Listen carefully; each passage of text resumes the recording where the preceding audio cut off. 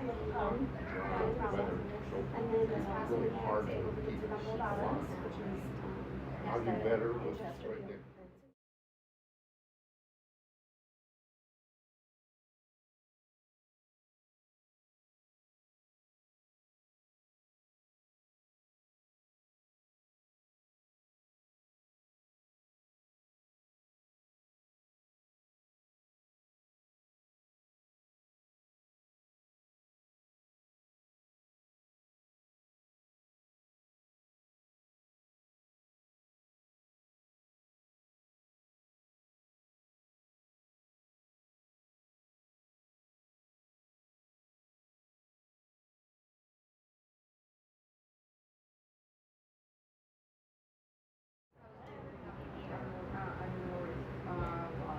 So,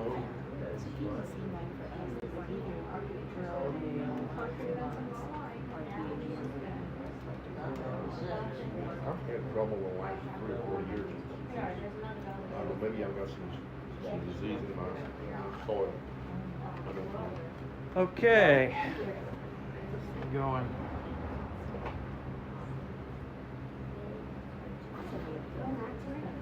Not yet.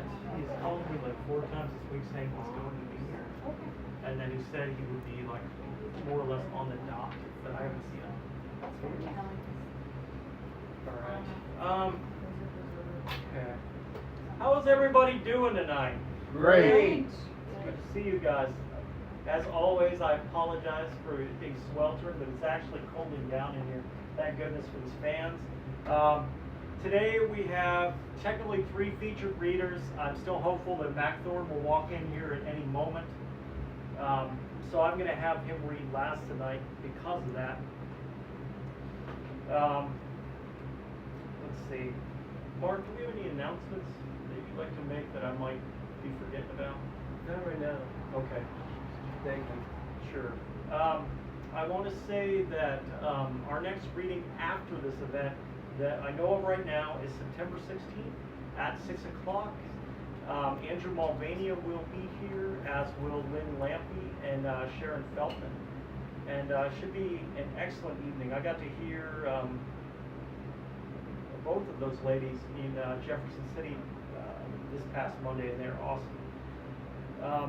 So with that, I am just going to start welcoming people up. And our first person of the evening will be none other than Belle's own poet laureate, Miss Caitlin Jones. And I brought these books up with me just so you could see some of the readers' books before we get started. And when everybody is done, please consider buying books from everyone. Thank you so much, Caitlin. Thank you. As always, thanks, John, for putting these together. And thank you to OAC and Barb's Books for letting us have this event venue. This is a really good location and a really good group. So hopefully, if you've never read an open mic before, you will consider it tonight. Anyway, I wanted to start. I'm only going to do one piece out of my book, Deep Breaths. And I feel like I have to do that because Thursday was the 2-year anniversary of its publication. So, I'm excited about that. When is your second book? You mean this? And when is her second book? You mean that? Ed and I haven't discussed it yet. I'm still fine-tuning it. Things have taken a little bit longer than I thought for my second book. My hope was always it would be year 1 anniversary of Deep Breaths that the second book came out because it is definitely a duet to this. But that just did not happen for a number of reasons, and then it's still continuing not to happen, but we are getting much closer, and I am actually starting to work on the cover design, so I think we're getting closer. So with that, I'll start with the apology out of Deep Breaths. Dear you, I'm sorry that I couldn't love you more. I should have loved you the best. And on most days, I couldn't even say that I liked you. But doled out love to so many other people that it took me a while to figure out what love really looked like. When you'd stand in front of the mirror, I'd point out all your flaws and imperfections, daring to call you ugly. I'd tell you that you needed to lose weight, do something with your pale skin, hair like muddy water, and pig-like nose. I beat to you so often that you were not pretty or that no one could like you based on your looks that you believed it. And for that, I'm sorry. I'm sorry that I ingrained in you a sense that you were somehow worthless, that you could not amount to more than the 2 cents in your pocket. I gave you anxiety flowing like the Gasconade rising out of its banks, sweeping across the farmland you passed every day on that way to the job that you hated. But I forced you to stay there, just so we could pay the bills. I made you do a lot of things that you didn't like, and I made you miss out on even more that you probably would have loved. And mostly, I'm sorry that I didn't see what I was doing before now. I'm sorry that I didn't take the time to build you up, show you that there is beauty in your imperfections. I'm sorry that I made you hate yourself so much that you can't trust when others compliment and encourage you. I'm sorry that there's never going to be a way to take any of those things back. But for now, all I can do is promise you this. I will see you for the beautiful person you are, a creative intellect more than capable of sharing your work with the world. I promise that I will not focus on your imperfections, but on you as a whole. And I promise that I will work harder each and every day to ensure that you have the life you want, wasting no more opportunities. And I promise to love you, because you deserve that love, even when you can't see it. Sincerely, you.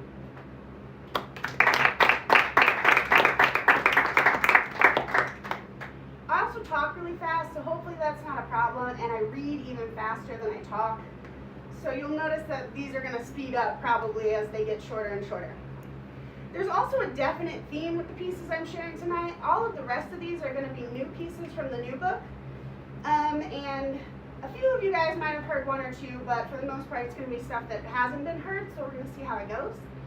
And it's going to be this idea that, you are worthy. And that's the thing I want everybody to remember. You're enough, you're worthy, there is value in yourself, and that value comes from you, not from other people. So that's kind of the theme we're going with. So the next piece is called Stained Glass. Stained glass, through color and light, takes what was previously broken into pieces and makes it whole again, forming a masterpiece of art, a history depicting past trauma, rearranged into a glorious mosaic of contrast and held together by heart and lead. Its beauty unquestioned, with those who witness it being struck in awe. Therefore, it's okay to be broken. Your pieces are reassembled into stained glass mosaic depicting your life, detailing your personal journey, showing your strength through the jagged pieces that you've held together with sheer will, highlighting the cracks that tried and did break you. But you refused to stay broken, so melted them back to yourself. You too became the work of art you were always meant to be.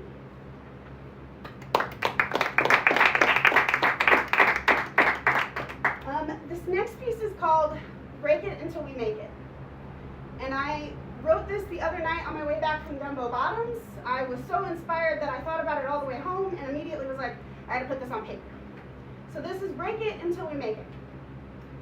I hate the saying, fake it until you make it. It implies A, that you can fake it, and B, that by doing so you will make it. Instead, I suggest we break it until we make it. Break things down into tiny pieces, then complete the manageable tasks while making it to the finish line. Break shit, smash it, shatter it into pieces, rearrange those pieces into something new. Break down as many times as you need to. Cry, scream, throw stuff if you must, but break down, thereby figuring out what are the pieces of yourself you no longer need. Sometimes we simply have to break it until we make it. It seems more productive than faking it anyways, and making those around us believe everything is just fine.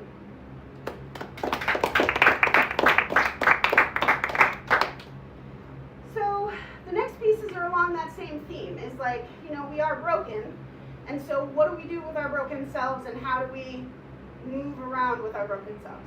So this is called Frolic Among the Broken and the Dreary.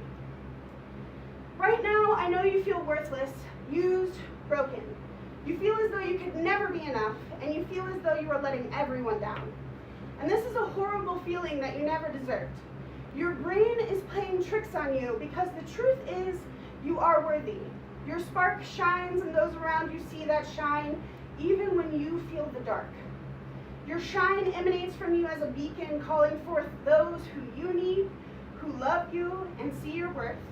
It calls forth those who know the world at its darkest and need your beacon to shine their way back to the light.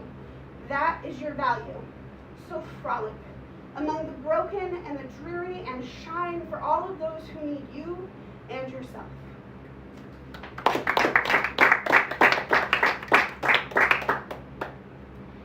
This is a piece that I actually wrote this morning, so we're going to see how this goes. And it was inspired by a song. It's actually a cello piece that has no lyrics, but the title of it is Those Who Fall Short Again and Again. And so my piece is called For Those Who Fall Short Again and Again. You were so close, but life is just unfair, and it keeps knocking you down. You don't know how to move forward, the walls are caving in, the breaths will not come, and it seems too big. You've taken so many hits, and here it comes again. But this time, you don't know if you want to try. You consider all the ways you could end this constant merry-go-round, tired of saving yourself, only to watch yourself fall short, again and again and again. But wait, just 1 second. All I'm asking is you please hear me out. You are strong, stronger than you know, braver than before, and each fight is worth losing because it meant that you fought. Your shortcomings were only short because you were so close to winning. You can go one more round. You can fight this battle again because life will always be unfair. But truly unfair would be giving up on yourself. This time, you might win. You may prove yourself wrong. That you were wrong for every time you said you couldn't do something, but you did. You were wrong for every time you couldn't make it another day, but survived. Don't you think it would be worth to see it if this time you didn't fall short? Because this time, you're not alone. These words are in your head like a mantra, telling you of your worth, telling you of your strength, screaming at you that giving up is not an option we can allow ourselves to have.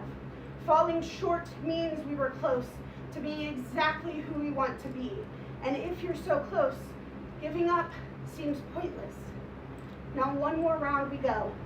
Give me one more day, one more week, one more month, one more year, until you come out the other side no longer questioning all the battles you are fighting, because the battles you have fought prepared you for them.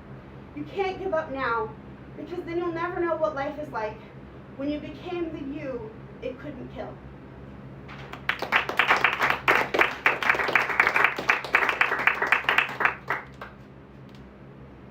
The next one I have is called Wish List. I actually wrote this around Christmas, but it works for any time in your life where you have those people who are like, hey, what do you want for your birthday? Hey, what do you want for Christmas? Or that kind of thing. I don't know if you're like me, but my answer is always, I don't know, whatever you want to do, you don't have to do anything. I've got more than I need, kind of thing. And their answer is always, you gotta tell me something. So this is called Wish List. You say that I am hard to buy for, and you want me to give you a wish list. You need ideas, asking multiple times, and the best I can do is, I don't know, whatever you want to do, or you really don't need to do that. But you say I need to tell you something. You see, here's the problem. How do I ask for what I really want? How do you ask someone for peace and quiet? Not peace and quiet from external stimuli, peace and quiet from the 24/7 internal monologue in your head. Peace and quiet from all the negative, soul-crushing depression, the constant barrage of mental harm you inflict on yourself. You can't. Just like you can't ask for your parents to live forever so that you no longer have to worry about a world in which they are not a phone call away. Just like you cannot ask others for companionship so that your home doesn't feel like solitary confinement, so that your heart finally has someone it calls its other half, so the load isn't as heavy when it's shouldered by another. How do you ask people to quit? Piling more and more on, and then how do you ask for your mind to stop berating itself for not helping those people, for saying no, labeling yourself a failure for not being able to do it all? It's impossible. So instead you say, I don't know, you can really do whatever.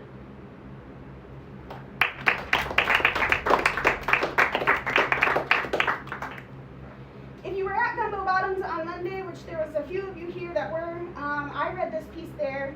I fine-tuned it after Gumbo Bottoms and reading it aloud for the first time kind of thing made me realize it was a little redundant in places. So this is the fine-tuned version of Planting Gladiolus in the Cemetery of Misconceptions, which is a long name, I know, but I love it. Great title. Right? I love it. Your hand gently brushes against the petals, skimming the surface, acknowledging more than the colorful array of flowers standing tall and defiant, a stark contrast to what was a barren landscape only dotted by perfectly symmetrical granite headstones. These beauties are planted in the fertile soil of all the lies you believed you had to believe because others forced you to conform. Over the years, you've chipped away the parts people grafted to your soul of who they wanted you to be and laid them to rest here. You marked each with a simple granite headstone stating what you left behind. Words such as weakness, ugly, stupid, unworthy, selfish, miserable, engraved on the stones to show what you never were, but others had you believing of yourself. You left these parts to lie and fade away as you chose to ignore them and turn toward the truth, thus creating a cemetery of all the misconceptions. Misconceptions others believed of you, misconceptions you believed of you, misconceptions, but lies nonetheless. Some of these discarded pieces have long since been laid to rest and are barely visible now. A piece of granite peeking just above the gladiolus. The flowers are taking over the landscape, thriving by the nutrients of the decaying misconceptions. They are hope and healing personified, a visual representation of the beauty of the person you have always been. Your hand shuts the hard iron gate of the cemetery of all you are not, and as the sun shines brightly upon you, you notice the gladiolus have grown along the path leading towards self-acceptance.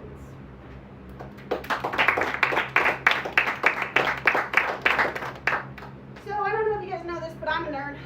I'm literally wearing like a Beetlejuice shirt right now because I'm a nerd.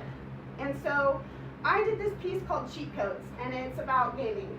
How am I doing on that? You're doing fine, but you're wearing a Beetlejuice shirt because Beetlejuice is cool. Beetlejuice is cool. All right. You gotta let the nerd flag fly. That's how that works. So this is called Cheat Codes. For all my gamers in here, I wrote it more for my brother, who is like a massive gamer, but I am also, I dabble in the gaming and I love it. There are no cheat codes in life. You can't press up, up, down, right bumper, left bumper, start, and miraculously jump to level 21. Bypassing all the scut work life requires, you have to put in that work. Figure out how to roll, run, dodge, punch, scratch your way through the levels. Sometimes you will have to go back to the last save point. Sometimes you will fall into that never-ending pit and need airlifted back into the safe zones. But if you don't play, you cannot win. And if you cheat, you've already lost.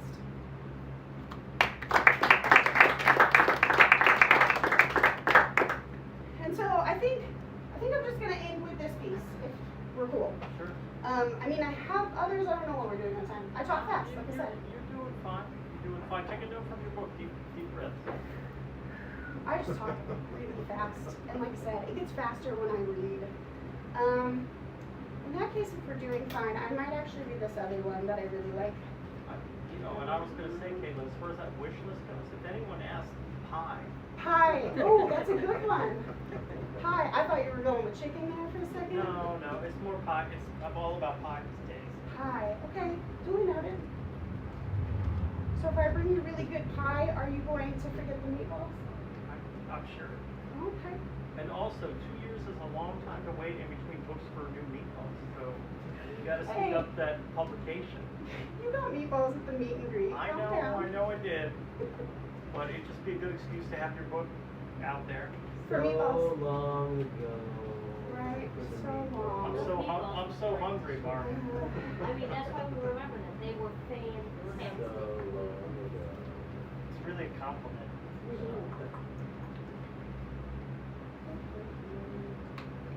Okay, I'm gonna let you guys pick actually. Do you want to hear Becoming a Warrior or Drifting Across the Rumble Strip? Pie. Doing I both. said pie. Doing both, Caitlin. I just want That's both right. of them. Why All do right, we have why to both? choose? Why choose? Okay. So this is called Becoming a Warrior. I read it at the author talk we had at the library just the other day, so for those of you guys who were here, that's what we're doing. She said goodbye, standing at your side as you left, and her world fell apart. One after another, those she loved were lost. She struggled for a foothold, only to slide deeper into the darkness where she lived for a very long time.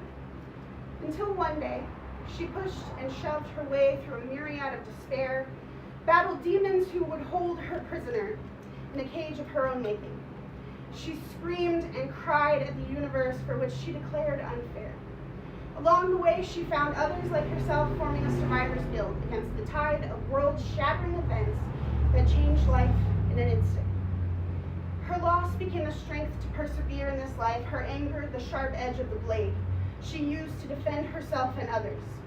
From those very same demons who would be her jailers, her life became a battlefield, littered with the moments that added to her armor, protecting herself from the dragons who wished to hoard her misery as though it were the rarest of treasure.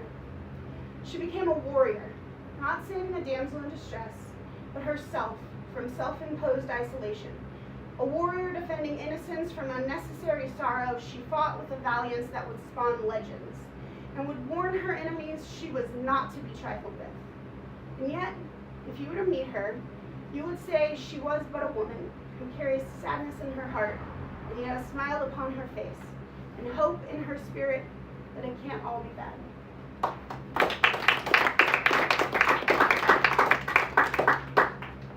So that piece actually came about, just a little background story. I took a deep dive down D&D TikTok.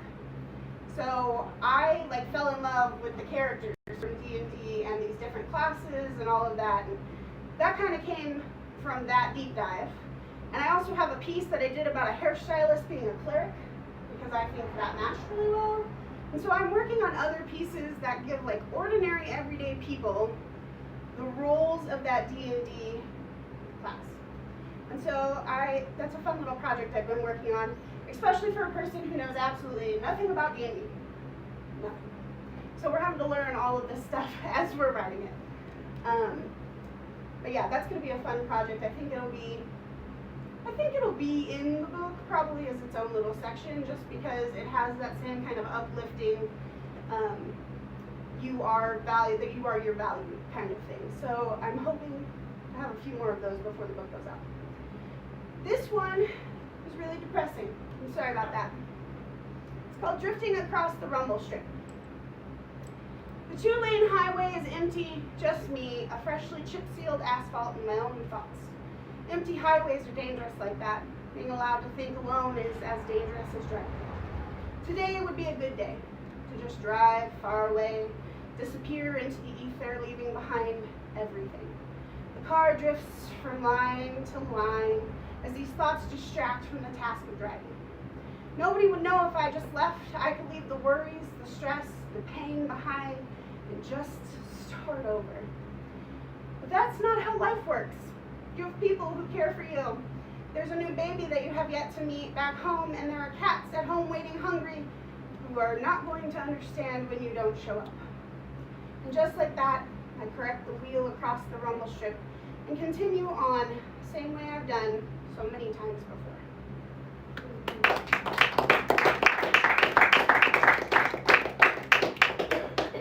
Okay, now I am going to leave you this one. This is going to be my last one. This is the title piece of the new book. The new book is called You Are Enough. And this piece is entitled the same, You Are Enough. You are enough. Write it down, do it again. Mentally inscribe it on the inside of your brain. Scream it into the mirror until your lungs know only that. Write it in Sharpie on your body. Carve it into the walls around you if you must, but never carve it on yourself. Say it so often that those around you never doubted its validity. And then believe it yourself. Thank you. Again, I appreciate you guys very much for letting me read. I do have one thing to say, if you don't mind, John. Yeah, no. After some very quick and rushed conversations at the beginning of tonight, I want you guys to all know that there will be a fundraiser upcoming. I I'm taking on as my project as Poet Laureate with hopefully the help of our past Poet Laureates, which I haven't talked to you guys about it yet, so You have welcome. You have my help. Yeah. Awesome. I kind of figured that was a given from you guys. Just more help spreading the word. I'm going to try and tackle a fundraiser. And that fundraiser is going to be to put HVAC in this building so that this building can stay open year round. Therefore, selling more books, helping the library. It is also going to be to complete the ADA compliant ramp on the side of the building so that we have access to more customers in this place. That we can keep events going, we can get those individuals in here. We can do all the things that an arts community is meant to do, even when it's 100 degrees outside or 30 degrees outside. We'll be able to do that. I So- wish it was 30 degrees outside. I do too. I'd rather be cold than hot, to be honest. So be on the lookout for that. That is coming. Anything that is raised above and beyond this project is going to be donated between the Heartland Regional Library branches of Belle and Vienna, because we've got John as a past Poet Laureate from Vienna, and then this John and myself are from Belle, so I want it to be spread equally between our two branches. And so that is coming. Keep on the lookout. Help share it as you can. Donate if you can. We're going to do a GoFundMe and a local donation spot at the bank. And there will be more conversations about this. And so this is very, very new. This idea came on Wednesday and it's, just now picking up steam. But that will be coming. So please be on the lookout for that. Back to you, John. Thank you very much.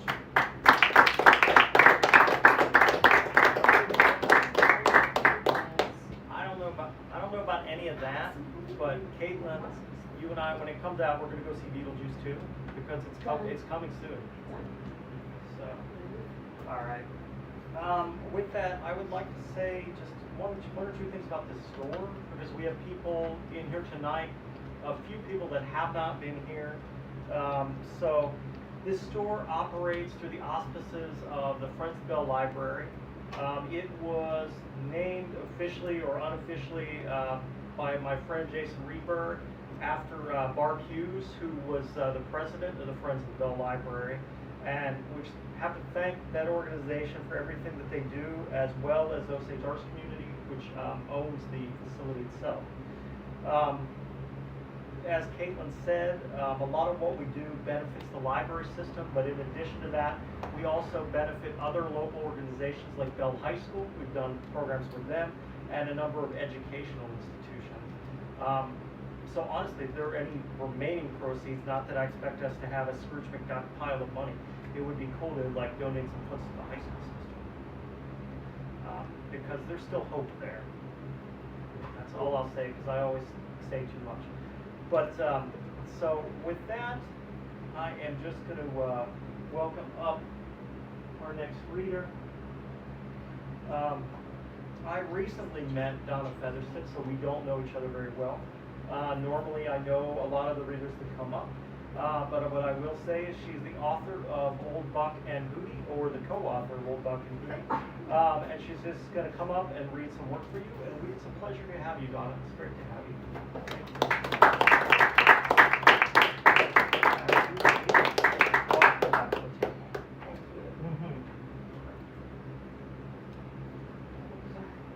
My name is Donna.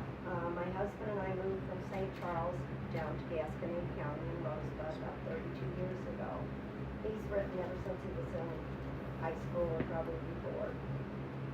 He came from the Ozark region of Donovan, Missouri, along the Current River. Had a family member that ran the newspaper down there, and became a printer's devil. So, printer's devil is the one that's the gopher. He does whatever the boss tells him to do. He puts the typeface back in the case and puts it in a container to recycle it. So he fell in love with writing. He went on for a military career. He actually wrote while he was in the Army. He was World War II. He was a laced gunner. He became sheriff at 25 in Ripley County. But he went on from that to be a conservation agent and then a business manager. So we moved to Gasconade County about 32 years ago. We kept writing. when we weren't doing other things. We like to teach classes on medicinal plants, how to raise them, how to process them, and everything. I'm a fan, so I just totally can't hear me. So we wrote for the Gasconade County Republican, the Missouri Conservationist, the River Hills Traveler, the Rural Missouri Public Health Co-op publication, so, and various other publications. So, before he passed away, he passed in 2012, before he passed, we decided to take all these articles and combine them into book form. So, Old Buck and Hootie, most of the stories, probably all of them have been printed someplace at one time. So we combined those to make a book.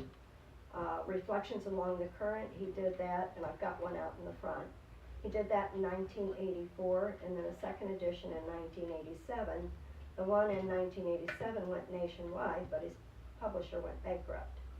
So we got one little box of books, and that was the end of that. And could never find anything.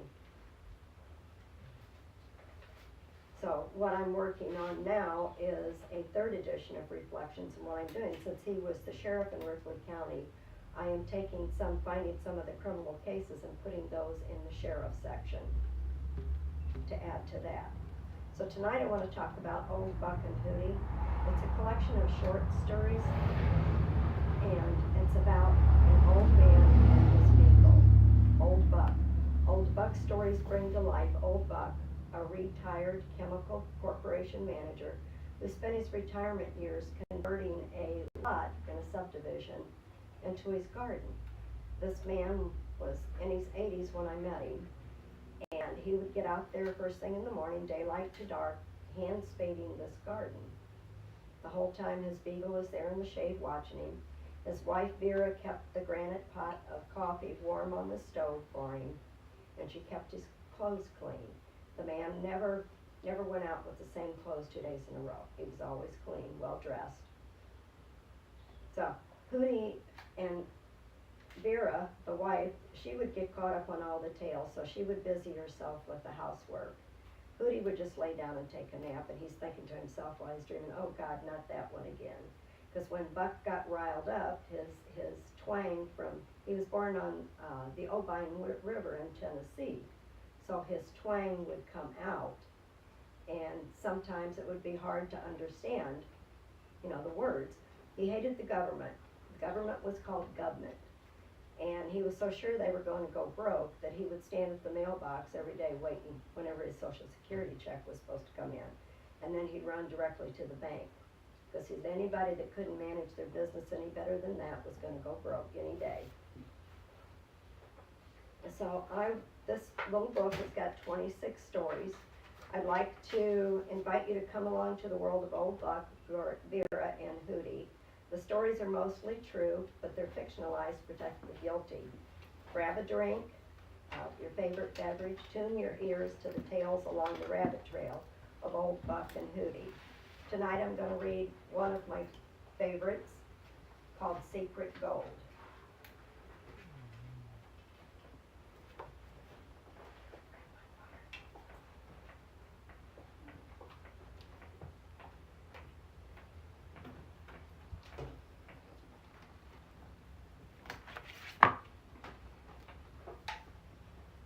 I went to see Old Buck right after getting his panic call. The message and the tone of his voice called for immediate action. Come right now, he said, and hung up. Nothing more.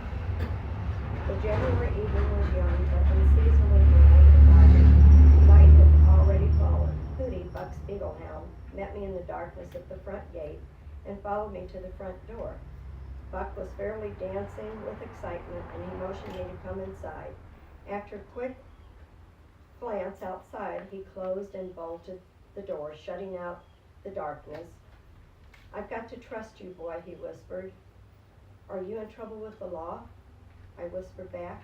Just shut up and listen, Buck explained. He unlocked his gun case and rummaged around in his ammo box. He pulled out a tan buckskin bag from beneath boxes of shotgun shells of various size shot loads. The bag was a long lace tube, about 2 inches in diameter and 6 or 7 inches long. One end of the bag was closed with a rawhide drawstring. I made this buckskin poke out of the deer hide I tanned last fall, Buck said. He handed me the bag. I nearly dropped it. The thing was as heavy as lead. Buck chuckled gleefully. Considering the size of it, I bet you never held anything as heavy. I admitted that he was right. He loosened the buckskin drawstring and spilled the contents of the sack on the kitchen table. I caught my breath at the beauty of the yellow waterfall. There on Buck's kitchen table was a heap of Canadian 1 troy ounce uncirculated gold pieces with maple leaf designs. The yellow coins glinted warmly in lamplight. Buck, take them back to wherever you took them and turn yourself in, I begged. Will plead senility. Old Buck snorted. Just shut up and pay attention. You know I don't trust them bureaucrats in government. Politicians have corrupted and polluted our money till it ain't worth nothing. Someday people are going to wake up and find they have been saving scraps of paper and pieces of copper.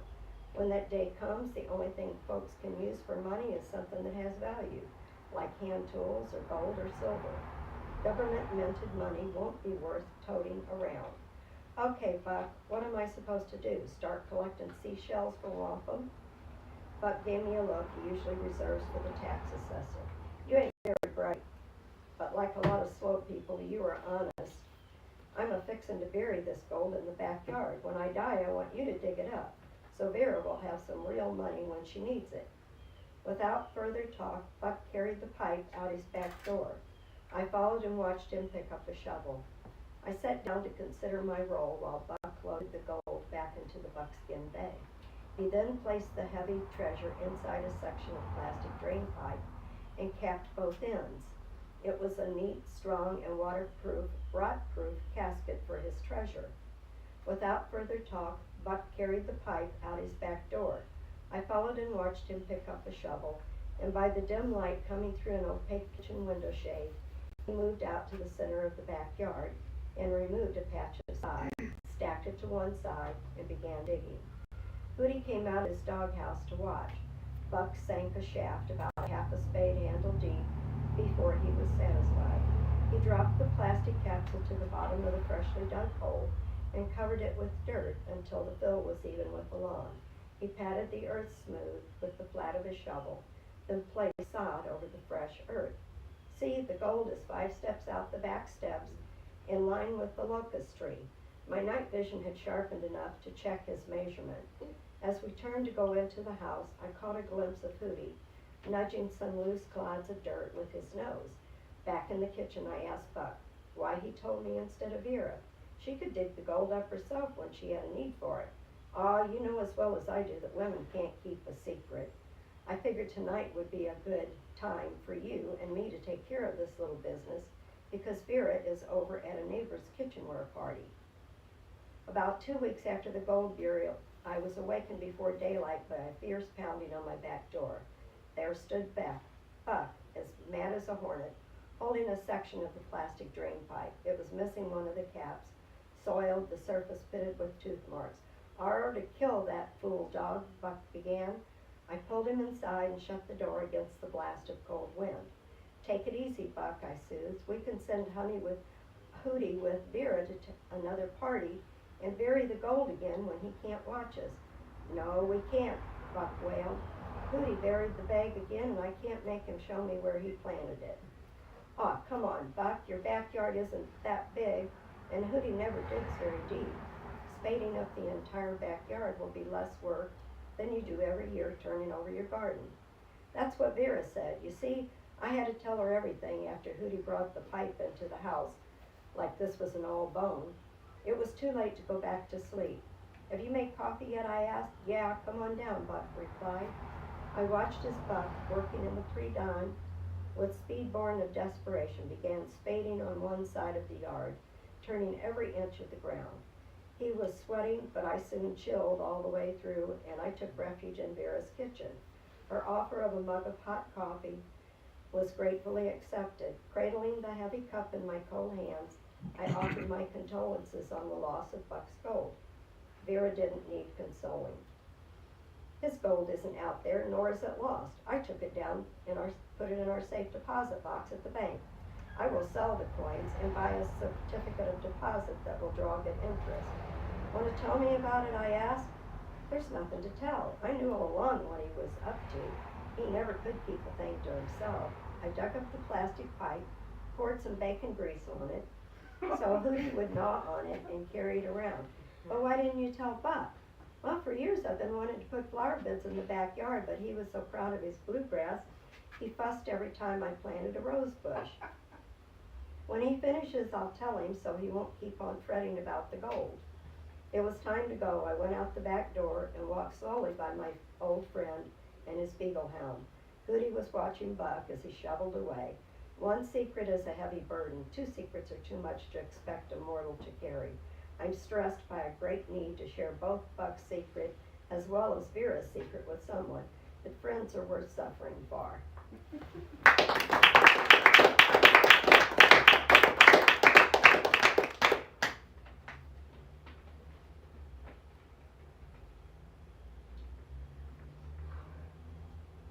The second one I'm going to read is Old Buck Floats the Gasconade. And this he came down and he floated the Gasconade. Buck eventually did it. The old guy ran out of excuses and agreed to go on a float trip in June. A friend of his kin at Lake St. Louis offered a roomy aluminum version of the old 26-foot Ozark John boat that would seat up to 8 passengers. The old boat come mounted on a trailer and sported a powerful outboard motor. We left St. Peter's and took the interstate to Highway 50, picked up Highway 28 to the interstate to Highway 50, picked up Highway 28 at Rosebud, followed it, We picked up Highway 28 at Rosebud, followed it through Owensville on unnumbered back roads from Belle to our destination. Our plan was to launch at a boat ramp on the Gasconade River not far from Vienna and fish our way downstream until it was time to motor back to the pudding ramp.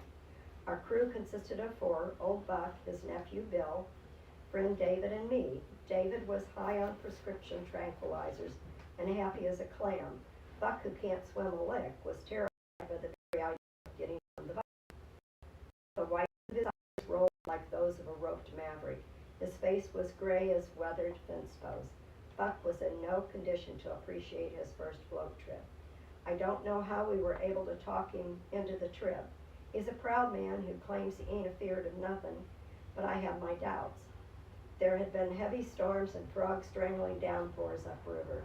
The water was muddy, corn stalks and dead tree limbs floated on the surface. Half of the boat ramp was underwater. Floaters with good sense would have aborted the float trip before it started, but we were determined. Buck was the only one in the crew with any judgment. He was too spooked to trust his voice in the bait. Bill backed the rig down to where he floated the boat free and tied it up. Buck, carrying him in a bucket and a green cane pole, took a seat in zombie silence. There wasn't another boat in sight. We had the river to ourselves. We worked our way downriver quite a distance. Then Buck started shouting. We knew something was wrong, as he had been silent until now. There was a fountain of water shooting up from under his size 13 foot. Spurred by water shooting out from under his size 13 foot, spurred by desperation, shock, and panic, he grabbed the bailing can and started frantically bailing water. Old Buck not only found his voice, but was making wild gestures with his hands and pointed to the nearby high bank. Paddle me over there, fellers, he croaked. Buck, you can't scale that bank, I warned. Just watch me, boy, he said as he leaped around the outboard motor. As nimble as a mountain goat, he ran to the top of the bank. He turned and he yelled, y'all go ahead, I'll meet you back where we put in. Buck, you can't walk that far. What you mean, boy? Back in Tennessee, I walked farther than that for breakfast. Hootie gives me a workout with every morning walk. Y'all are just out of shape. Bill, David, and I regained a bit of common sense and cranked the outboard to life. It was time to head back to shore. We were sure he would have to spend the rest of the daylight searching for Old Buck. When we got back to the station wagon, Old Buck was sitting in the inside of the car. His cane pole was stored in the rack on top of the vehicle, and he looked like he was praying. What took you so long? Buck asked. I've been ready to start looking for a ride back home. Vera will have supper ready and Hootie will be getting worried if I ain't home to take him for his evening walk. A few weeks later, I was in Buck's kitchen holding a cup of Vera's coffee. I knew how I could rile Buck up. Buck, what do you say we get Bill, David, and take the boat for another float this weekend? I knew what was coming. Y'all are a bunch of darn fools. I ain't fixing to get in a boat with nary one of you. Buck was steamed. Buck will never agree to another float trip or any fishing trip that requires a boat ride. I'd just rather fish from the bank. Besides, Hootie has more sense than all of you. He knows boats ain't no way to fish. Hootie likes to fish too. I want to go with them. Buck will be baiting with large grasshoppers. I can help Hootie guard Bug and watch the old guy fill 4 stringers with bass, goggle-eyed, bluegill, and green sunfish. If there is a lot of action, Hootie will need backup. Besides, Vera will fry up a fine mess of fish when we get back home.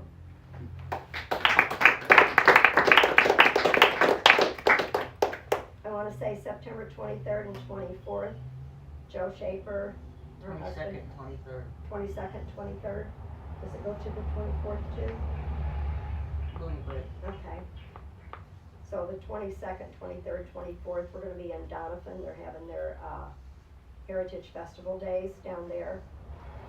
So we're going to be reading books, talking to the school children. The school children have been given an assignment. They have to talk to the people there, and then they have to write a story for the Prospect News, the local newspaper. So it's going to be a fun trip. So, but I thank you all so much for letting me do this.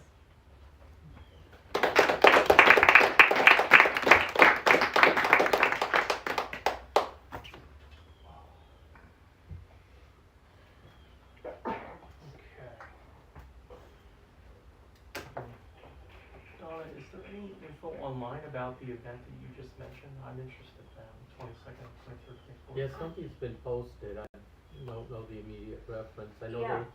they put it up a couple days ago. Did they? Yeah, I haven't seen it yet. Okay. So- I'll be on the lookout Okay. if I spot it. Well, as soon as I see it, I can send it to you too, Oh, John. great, that would be awesome. The lady that's, if you're on Facebook, the lady that's in charge of it is Julie Bradford.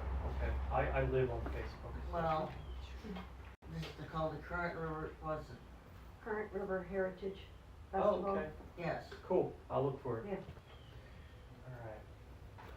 All right. Maybe so- please put the fans back on. Yes, yes. We wouldn't want you to wilt. Too late. Thank you. So how can I start watering the next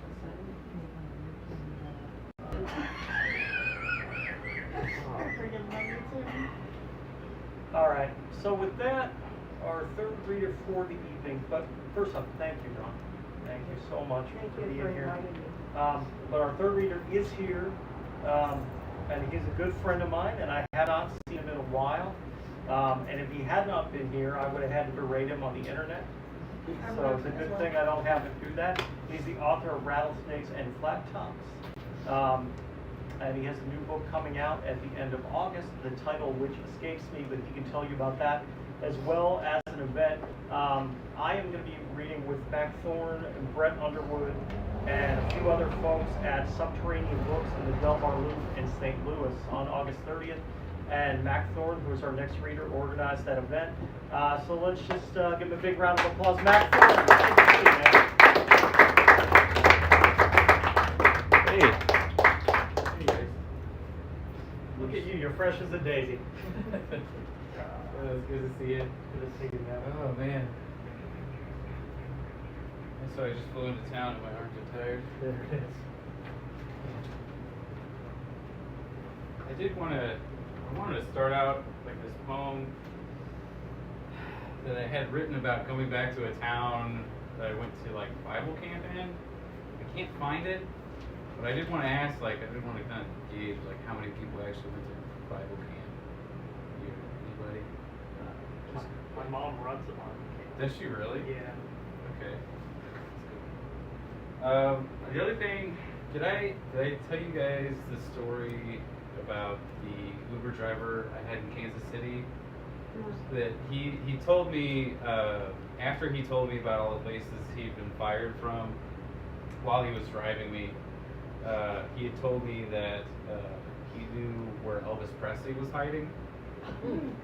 And that's why the feds like won't let him on TV. He's just like, you know, doing this is pretty cool, but you know, I'd rather be doing a gig right now. It's supposed to be on The Voice actually. And then he was like, sorry.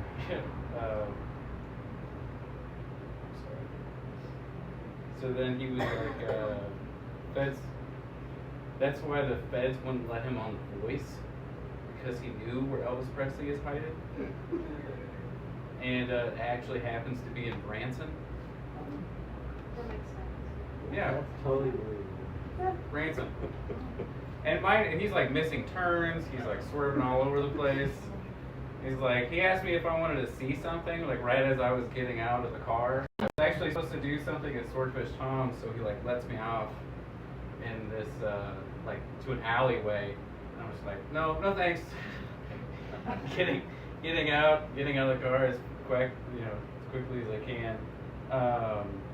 So I wrote a poem about it, which you should after hearing something like that or having a conversation like that. And it's called By and By, Elvis is Hiding in Branson, Missouri / Grifter's Almanac, which is my newest book that's coming.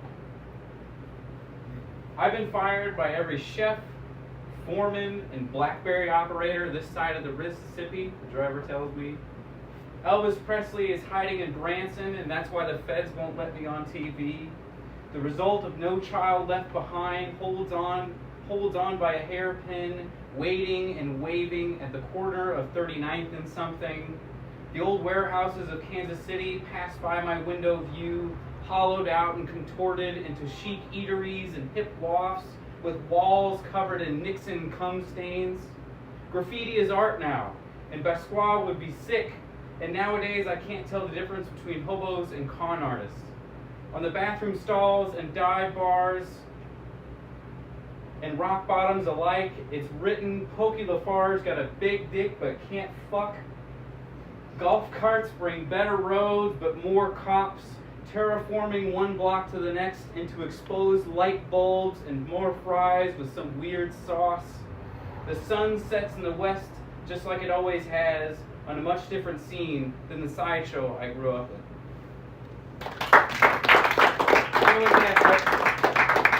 I'm sorry for like the inside kind of St. Louis jokes that are in that. There's like a guy that claims he's from St. Louis, he's a musician, he's like since left for LA, and it's like an inside joke between everybody in St. Louis that Pokey Lafarge got a big dick but can't fuck. And it's just funny to me. Because it's written all over the place. It's just tagged randomly. It's just like, I'm not really sure why. So this next one, Subterranean, that's going to be August 30th. 30th. Come to St. Louis if you guys want to take the trip out there. That's a Wednesday. That is a Wednesday night. I know it's a school night, but, a little bad. So the newest book is called Grifter's Almanac, which is a second ago. And this is that poem, and a few of these next poems I'm going to read is going to be in Grifter's Almanac. This one's called Margaritaville. Old clubs kids sing Margaritaville at Applebee's on Thursdays just to feel something. To remember what it was like before Rome burned to the ground, before it all went wrong, when time was all we had, and the last thing on our mind was Roger Stone.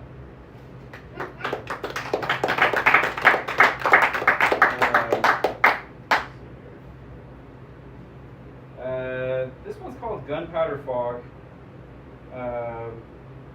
I've recently become a morning person, not necessarily by choice. And taking walks, people are familiar with St. Louis, like Tower Grove Park, Forest Park, and stuff like that. Fog can be really dense in the mornings there, and it's just taking a walk in the park before a really hard conversation. Quiet gray mornings, all but whirring window units singing Lonesome Cowboy Song, Lightning bugs spread out across the field, bouncing like napalm. Gunpowder fog shifting around motionless crowds of trees and dimming gas lamps. Just beneath the curtain of morning's victory, pigeons jaunt around my feet and peck at rocks and broken glass from off the ground. I shake my head. Such a shame. What a terrible waste of wings.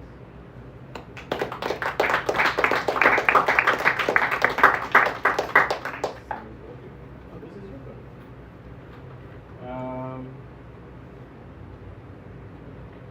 Yeah, sorry I came in so late. I had to drop off with Doug George at the babysitter. This one is called Muhlenberg County / Woke Up Dead. What if Van Gogh were John Prine? Shot in the heart and thrown out before morning. What if the coal mines were still the rolling hills of Muhlenberg County? His words found forgotten, etched with a pocket knife in the back of a Greyhound bus. The backroad pilgrims are forever lost without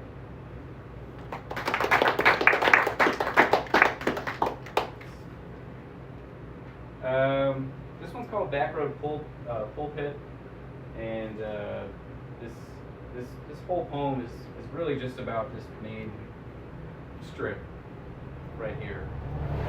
So this is, I always love reading this at this exact location because it all kind of, stirs up a very particular kind of nostalgia.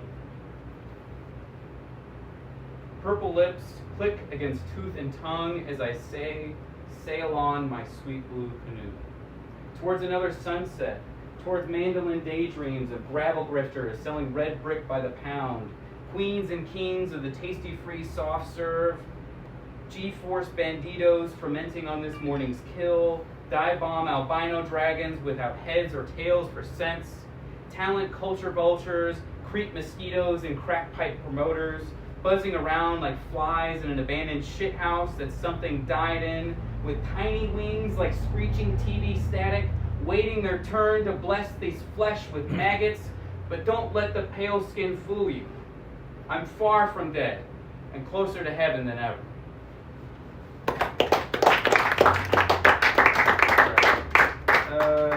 So, before I came out here, I had no idea what gigging was. And then I came out here, I learned a lot of things. I learned a lot of words and just like ways of life. Some Reaper put you out on the street. Yeah, Reaper kicked me out and I had to learn how to gig to feed myself. That's right. So this poem, I had a coworker that had told me about losing a brother, I think, to gigging. Like, it's dangerous. Like, you're fishing at night, and but at the same time, like, this is all about respecting the river, even though it's, moves really slow and it seems very tame. It could take any one of us at any time. It's called Undertow. Skipping belches across green glass, cider poured over braised dermis, cook me slow, sweet river, make me tender. Jumping fish snatch dragonflies mid-flight over Dresden, the closest they will ever get to heaven. Dive from starboard to nab that new hat, floating towards a destination unknown. Pour mass into rubber boots. Last time I seen him, he was with you.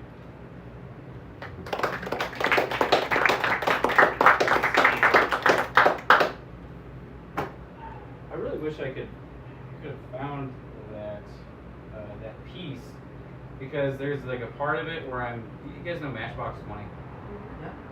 So like, I just want to tell part of the story of it. It's just like, we're driving in a box truck to do insulation in a town where I went as a kid to to church camp in like the middle of nowhere, and then like somehow 15 years I'm back in the same place, but like for what reason? I have no idea. It seems cosmic in a way.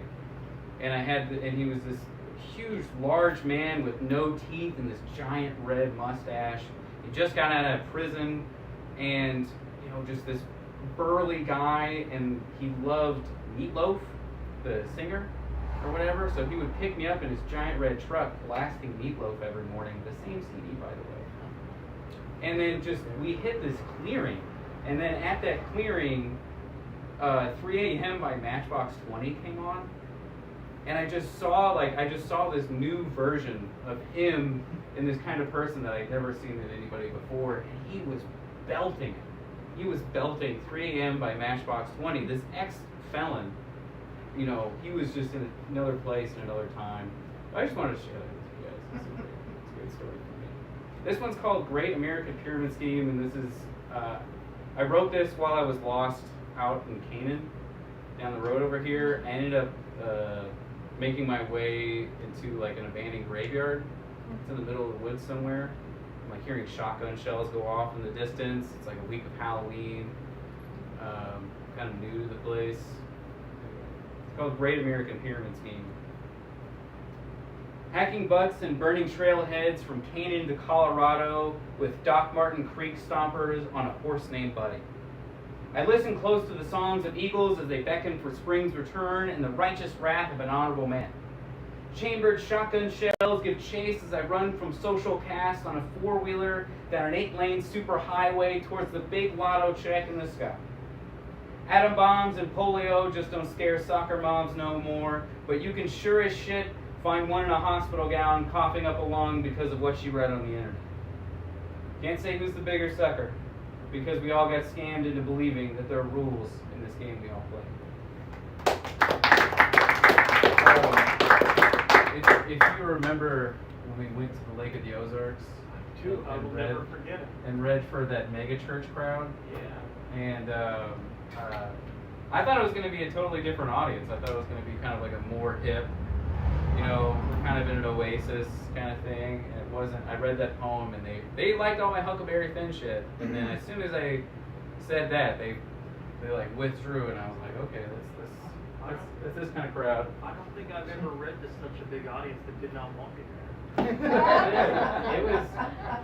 It was so strange. Nobody would actually come up to us in front of anybody else. They would do it like in secret. Like if nobody was like around, they would come up and be like, "Hey, that was don't fucking tell anybody." Yeah. And then they would like scurry off like somewhere else. That's weird. They didn't say new shit. What did they say to me that was like so fucking? They caught me off guard. I was like, I called them weird, like on the microphone to all of them. It was very strange. But that's megachurch people. Anybody would go to a megachurch ever? Nobody? It was like going to a call meeting where no one wanted you to join the call. Yeah, it was strange. At least usually they feed you ketamine and orgies or something like that beforehand. And we didn't get any of that. This one's called Rattlesnakes and Flat Tops. This is the title piece of this book. I wrote this after being snowed in at the art gallery for a week, and then all the old flat tops, and then the daily drinkers, afternoon drinkers more specifically, all kind of came in and they were communing again, and then they were talking about which snake bites they had survived. Like I had survived this, and I had survived that, and everybody just kind of kept talking and all this kind of stuff. I gotta write that down.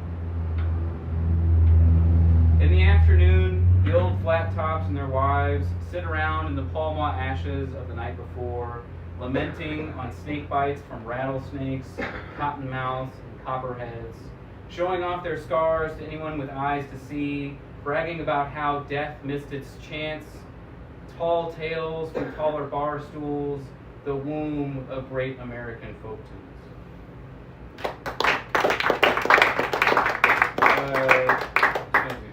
Two quick ones.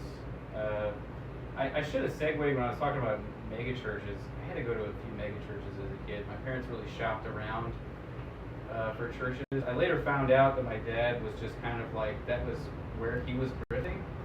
He would find his most updated wife was at a new church. He couldn't the dating pool in each church is kind of small, so you can only kind of dip into each one every time. And then on Saturdays, he would watch Joel Osteen. The grifter watching grifters. So this one's called Money Order, and this is dedicated to... Oh I had a whole thing that I got to talk about. This is actually called Money Order. This was about listening to Christian radio out here. They were talking about crypto on Christian radio, how to flip non-centralized currency before the pagans get a taste of the good life. In times like these, I wouldn't be surprised if the second coming of Jesus Christ was already here, sitting at a Western Union, waiting for his money order to arrive. Maybe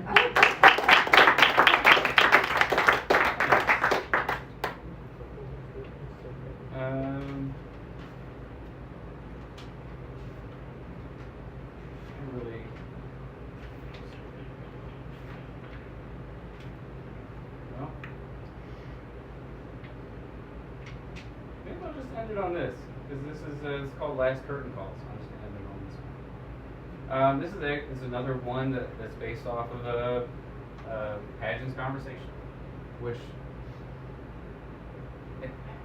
it's you're always gonna have a great conversation.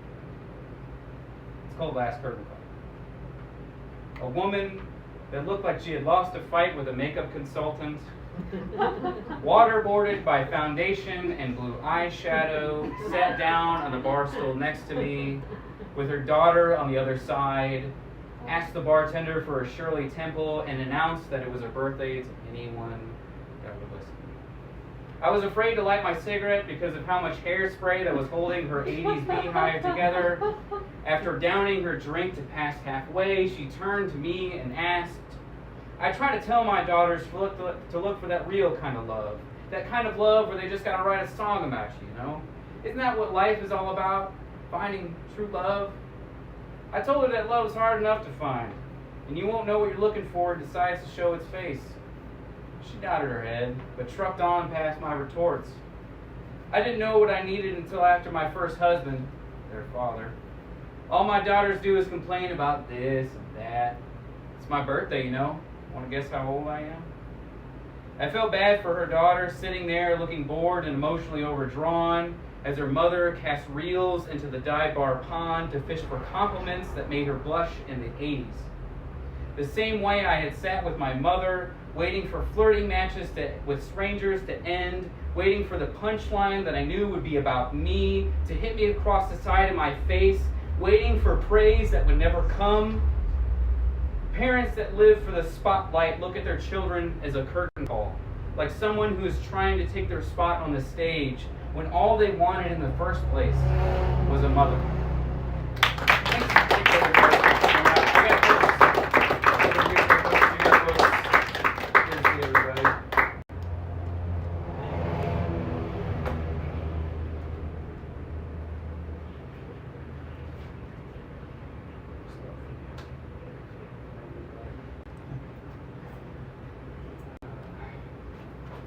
Thank you, Mack. It really is great to see you, man. Always. I was going to say, Mindy was talking to me outside. In addition to Mack and I being involved in a reading on August 30th in St. Louis, Mindy is talking about having an event here August 30th, where if you guys were here for the music night we had a while ago with Yes Ma'am was here. That gentleman, she's looking to have him back here that night. So if you enjoyed that, come again. And that is a Wednesday. So. 7? 6. What's that? What time? Ask Mindy that question. There's She not a literally, time yet. Probably 6-ish. Okay. okay, she literally just was talking to me about it outside. So knows far more than I do. But so with that, we are going to take a brief break just to let people get up out of their chairs. I know it's been hot here. I thank everyone for being here always when it's like this. And just let people go out, talk to the authors who've been here. Don't be intimidated to talk to them, because most readings I've been to, I just want people to come up and talk to me. It's always so sad when you're just standing there by yourself. So go talk to those folks, buy books from them. We will come back up in about 10 minutes. I have a notebook up here with a pen for an open mic list. I'm going to set it here to make it easy to get to. Anyone who wants to sign into it can go ahead. I'm going to be out there in the meantime.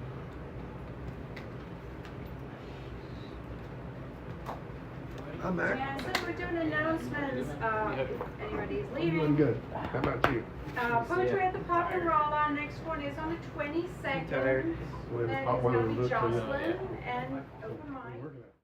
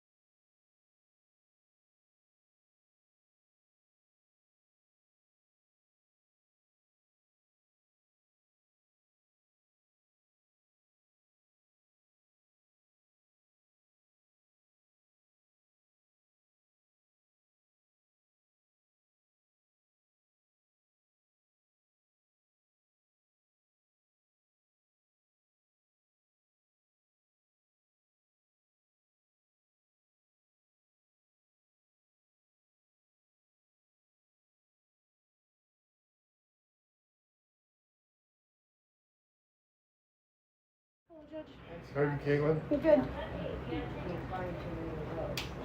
Edward, good seeing you, sir. You too. Oh, I forgot. And sign my name to that book, please. I was just gonna ask if you wanted that. Okay, have we met otherwise? Yeah, online. I like your stuff. Okay. You commented and I read at the, A couple new ones this time. Yes. you said someone and you're in. One old one. You're admin on the. Are you gonna make me Yeah, cry? please. Did it come How's your up? mom? He's good at that. I know. I don't do too many new ones. Judge, are you gonna make me cry like you did a gumbo? I know it.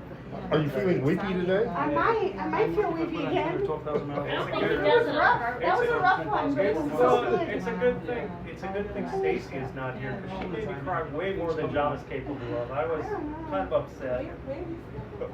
Oh, well, we can only do our best. Yeah, it's on Madison Street across from a restaurant called Madison's. It's right next to a new restaurant called, or the email, there is a. Oh, that's right. Yeah, the gumbo's That's right. And We that could has go out there, yum. take advantage of that. Bread has never tasted so good. And we could do a food crawl and do that and then go around the corner and do Thai food. Okay. Yeah. Have you been to Swansea out there? I haven't been one. Oh, dude, you're missing out. Which Thai? It's- Where's Thai? Swansea is around the corner from Gumbo Bottoms, literally like right on Madison, right around the Thai corner. place? Yes. There are two Swanseas in Jefferson City, but one is garbage, but the one by Gumbo Bottoms on Madison. Come in on I'll have 50 to check to that out. Madison Thank Street. you. Take a right to Madison Street. Cross over All right. Street. So, Rogers. we're gonna get this going again. We don't have a huge open mic list, which is good because it is still hot, and I'm sure we want to get going at some point. But I'm happy to have everyone here. If we had 50 people on our open mic list, I'd be ecstatic. But we're gonna start this off. And the first person on our list I have not seen in a little while. She's the host of the poetry at in Rolla at the Poetry Pub, and she's a friend of mine, and it's good to have her here. It's Agnes. It's good to see you, Agnes. I wasn't here for a while because I was traveling, and while I was there, I thought, okay, I was in California for 10 days, and I thought I would write all the time, I would do so much, and yeah, no. I've been walking and looking at stuff, but I have a couple of drafts, so I'm gonna read some new stuff, and it may be still a little rough around the edges because it's fairly new, so here are 3 new pieces. Coming back. It is how I remember it.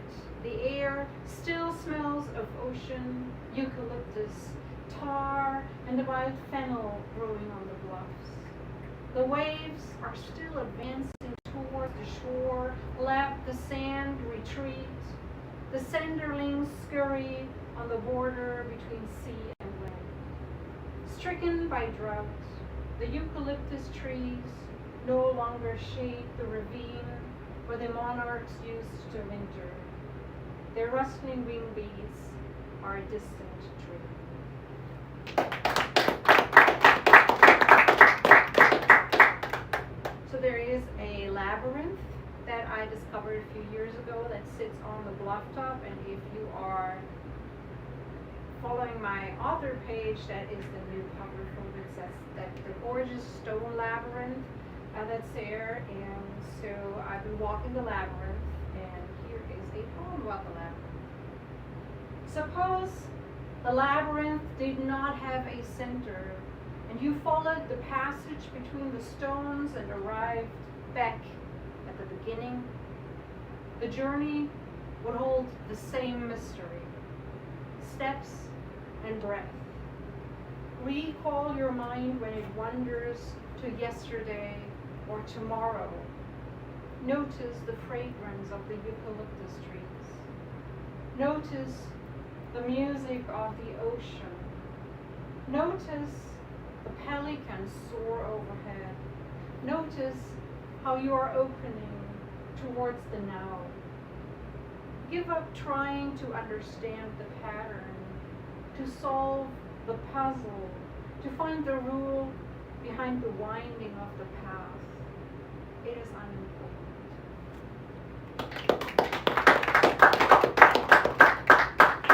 This is about kelp. So kelp is this seaweed thing that grows in big forests in the ocean and is really important to the ecosystem. And after the high tide, you find it piled up on the shore, and once it sits for a while, it starts to smell and gets really, really gross, and then we step in it. So I never loved kelp. But I spent so much time walking on the beach and just paying attention to things. I was looking at the kelp and I was learning about the anatomy. I was really familiarizing myself with the parts, and it also helps if you do it right after high tide when it's just fresh there and not been sitting for 12 hours. So this poem is kelp.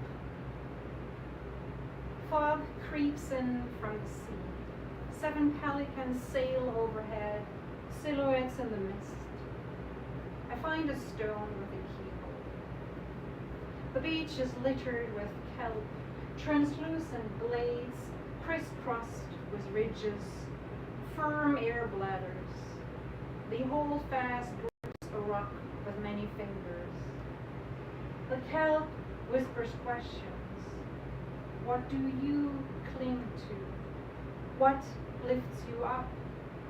How do you find balance between holding on and floating away? Agnes, we're in California. Santa Barbara. Yes. Yeah, I lived there in the 90s. It's a beautiful land that if I was a millionaire, I would live in. Oh my God, it's the best place in this country, but it is totally and utterly unaffordable. We couldn't altogether not rent a trailer. Yeah. I stayed there for a summer. Oh, I did stayed you? with a very wealthy friend for a summer. Oh, fantastic. You gotta cultivate that friendship. Yeah. I like that. I like Pismo Beach. It's fantastic. All right. Thank you, Agnes, for being here. But, with that, I will call up the next person on our list who I met just recently, so I can't give you a spiel on, but I look forward to hearing her read because she was kind enough to give me some copies of her poems, which I enjoyed. And that is Joe.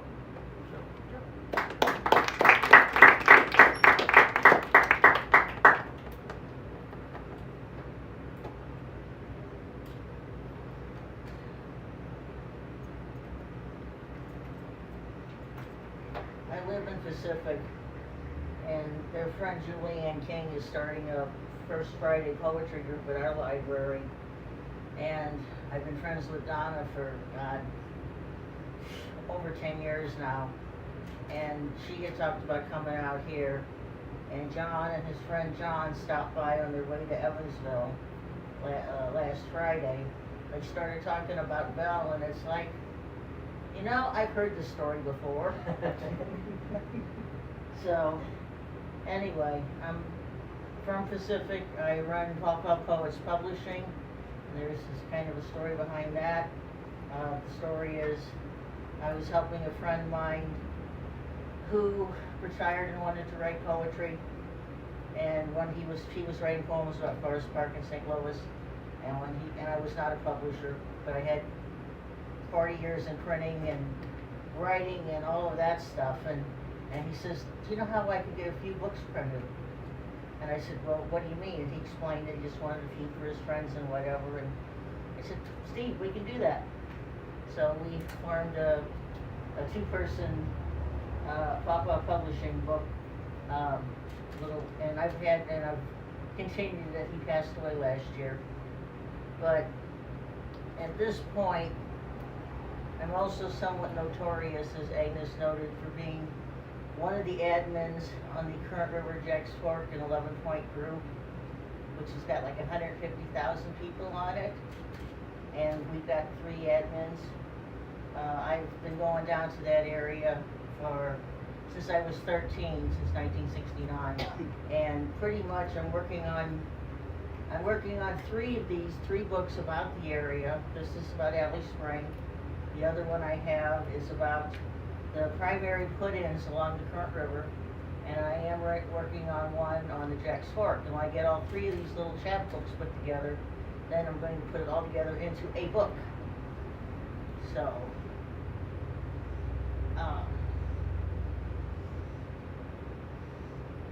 how many of you have been down there? Okay. Does the name Acres Ferry Canoe Rental mean anything to you? Yes. Well, it is actually the grandsons are taking over. Not at Ferry. They are now running Jason's Place. They are working with Jadwin maybe to get their National Park Service canoe outfitter thing, back in force. But anyway, this was run for at least 60 years by Gene Maggard and his father before him, and his son Marcus after him. Gene and Marcus died within 3 days of each other of COVID. And I knew both of them because I had worked with them when I was on River Hills Traveler. I was doing ads for these folks and going to sports shows with them. So this is an elegy for them. Silence fell in the valley today. Silence fell in the valley today, clear water lapping on the stilt ferry. In bright blue, frigid January, the absence echoed from bank to bank. As brown leaves skidded, broke the icy crust. On the shore nearest to us, the old store locked, its keeper gone downstream, never to return. Out in the forest, the pileated woodpecker trills. In the winter woods, the squirrels play hide and seek. Twigs snap beneath the dark hunter's heels, and the forest goes quiet. A cold breeze rustles dead leaves, and the cougar screams anguish through the hills. What rivers have given, the mountains have taken away. And so we set to rest such Ozark men whose like we will never see again. Send their spirits paddling down their rivers, their sun-struck smiles to dapple the shoals. 2 eagles fishing, then soaring over Welch Spring. 2 school bus drivers rattling the gravel roads.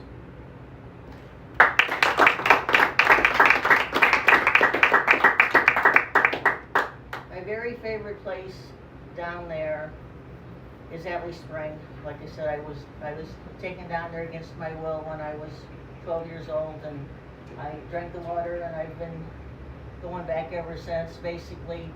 And I wrote a 50-page term paper about the springs of South Central Missouri before Jerry Vineyard wrote Springs of Missouri. And 12 years afterwards, I got to go up and say, "Hey, Mr. Vineyard, look at my term paper." But I was going to be 18 and be rich and famous, and it never happened. But last year at the Red Mill at Alley, which is it and the Arch are probably the most photographed things in the state. There was a blue heron living there for about 6 weeks, and it basically would stand out behind the mill, where you weren't more than 20 feet away from this bird, but it was in the middle of the spring and the outwash, so I mean the people couldn't get to it. And this is about blue heron at Alley Spring. He stands like a shepherd's crook, plunged in the mud at the spillway base, takes a long look at us on the mill porch, then resumes his fishing.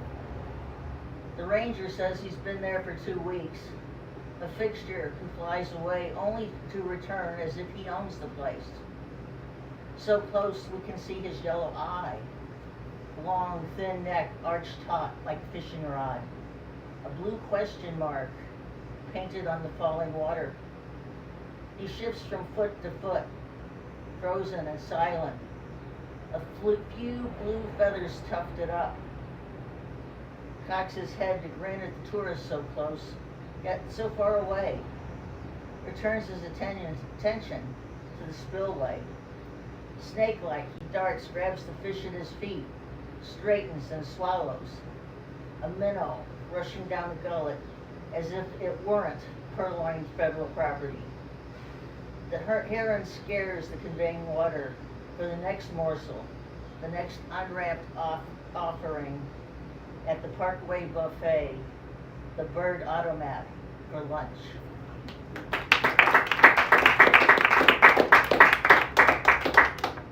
Okay, and I actually took the,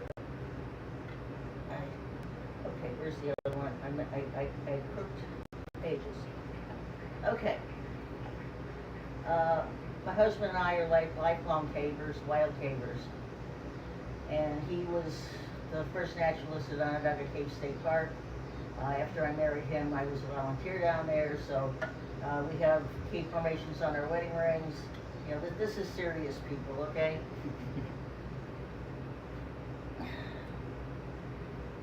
I suppose, being in Missouri, many of you have been to Show Cave, right? Okay.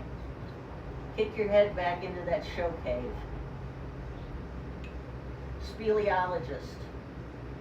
Step right up, step in here, see this formation, the elephants here. Only $8, folks, for an hour of pool. We've got walkways, stairways, rampways, and always good Ozark entertainment. Your guide has been trained scientifically, knows all them facts of caveology. Yes, folks, it's twice as dark in a cave at night. And we know that because we measured it with an 18-inch yardstick. Directly below this point is the center of the earth. That formation there contains $1 million worth of rare travertine cave onyx. Here's the Madonna Formation, and there's her son. We have something to please everyone. Watch your head, please, watch your step. The exotic cave plants are to your right. Jesse's treasure is to your left. We've got 9 miles of undiscovered passage here, but we haven't found it yet. Guano Mountain's just ahead. Watch where you step.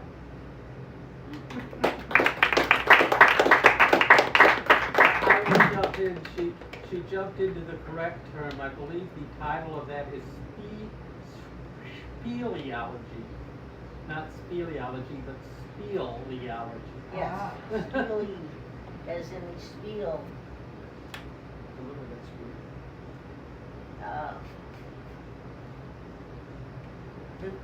The last, it's gone now, but halfway between Eminence and Ellington on Highway 106, the last ferry on a numbered U.S. highway was at Powder Mill, about halfway over there. And this is a story about Powder Mill that even if you've been there, you probably have never heard, but it is the God's honest truth. There was a ferry here once, a way for wagons over the river. Long before the road had a number from Eminence to Ellington, things don't change much. It came since the cars at the Ford, the Model A's especially, couldn't go in the water. Flatlanders with their modern maps expected a bridge, not a boat. Roll forward, skip the sign, and plunge into the river. Back then, the engine dried out, you kept on going. Old people said you shouldn't drive that fast. Weren't they surprised come 1965 when bombers dropped over the shot tower bluff, circled once, dipped their wings, took a picture, and then shot straight up, streaked back west toward Colorado Springs. They destroyed the bridges of Vietnam without practice, and the Ozark photograph prove it.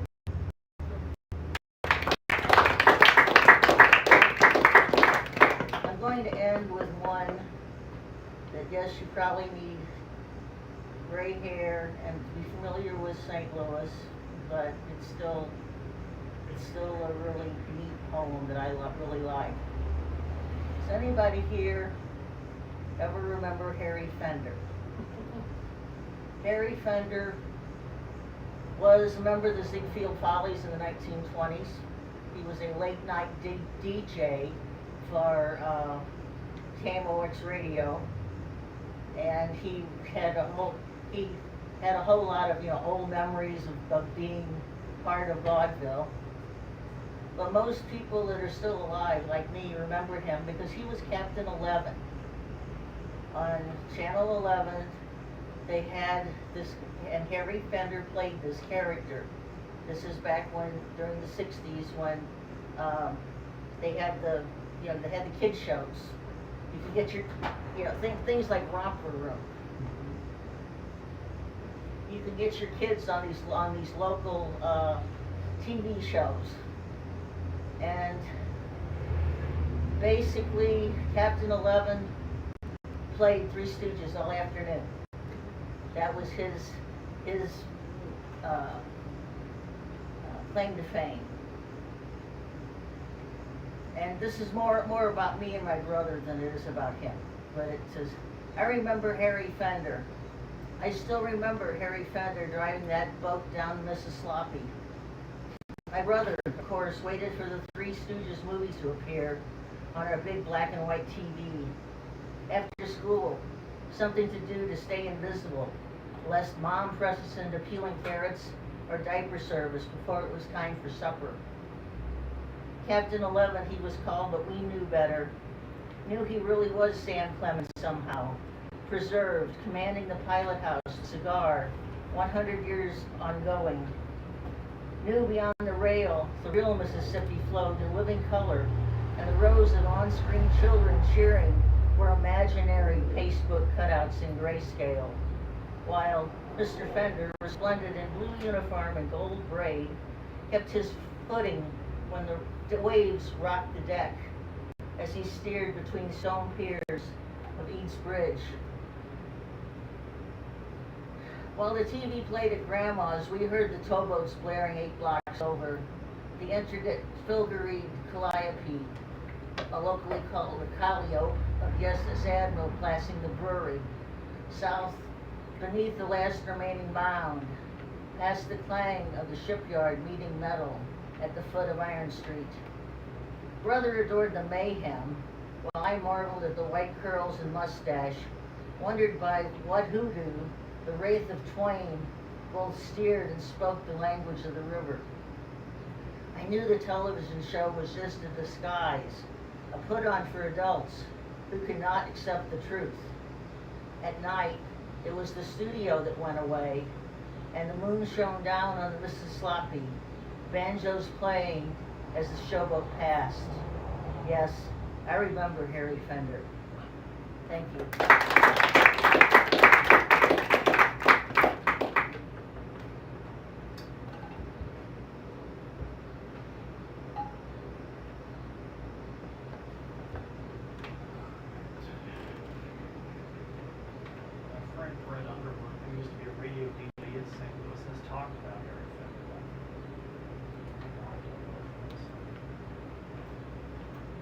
Never met him, but he was a character.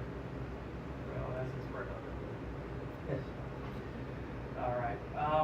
Thank you, Joe, for that. And with that, we're going to welcome a friend who hasn't always been a friend of the store, but I haven't seen in a while. And it's always good to have her here. And it's Mary Edwards. Mary, it's good to see you.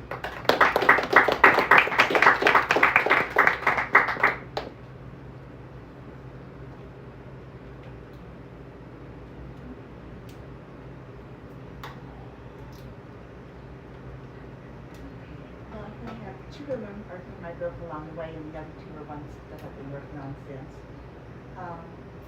The first 2 poems I'm reading are about relationships. It's a frequent theme I find as I look through my stuff that I write about.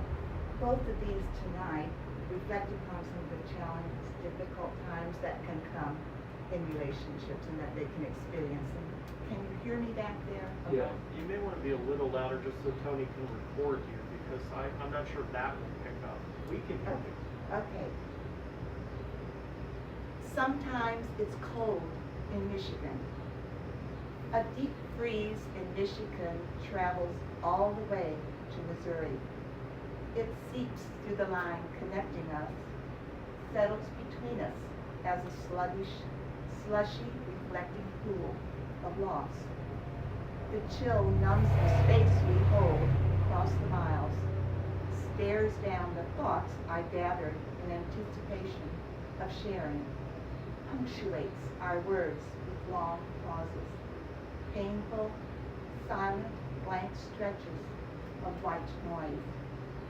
I fumble for words, try conversation starters, one-line offerings that encase ice, dead on arrival, met only with one-word responses or silence, emptiness that fills, swells with want.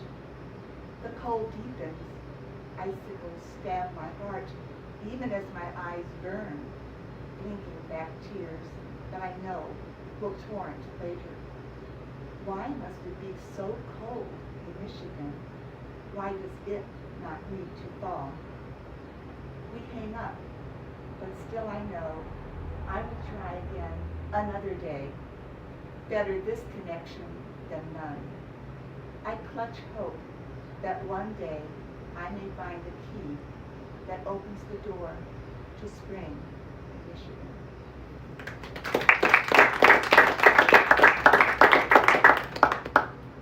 This next one, a little bit down there too, so sorry. Morning. The last numbness of sleep slips from my eyes. Another day pulls from the one before, like an entrail from my body, and stretches before me. I rise a shadow now, my substance defined outside me, objects and people and events, the lights that passed me, as I begin to move dimly about my world. The unexpected hurt from one so loved has shattered me at my core, encased me. I wonder, is this now me? Or will I rise again to feel Sunday mornings?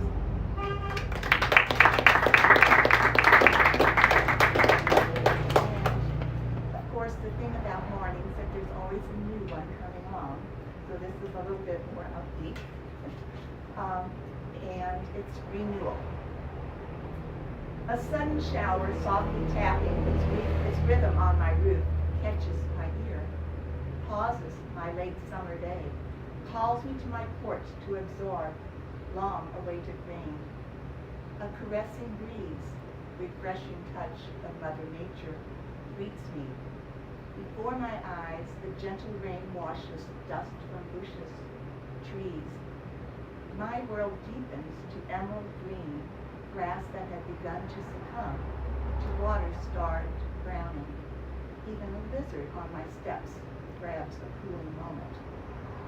Soon the rain ebbs, bids goodbye, leaves small puddles for birds to frolic in, trees and landscaping with liquid life, shimmering promise of renewal.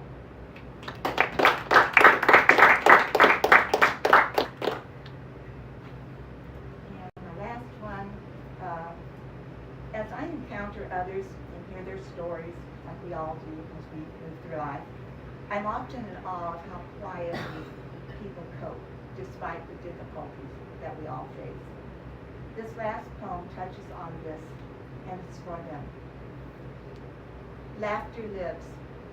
There's a laughter in this world, a forgetfulness, a defiance of harsh realities, a giddiness of bone-tired bodies, a collage of dry grins, a strength in broken people who shoulder life with a smile.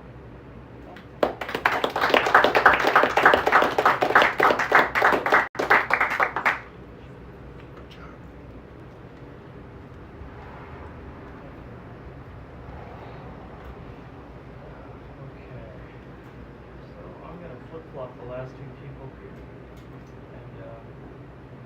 And just to is our next person, Ken Kirby.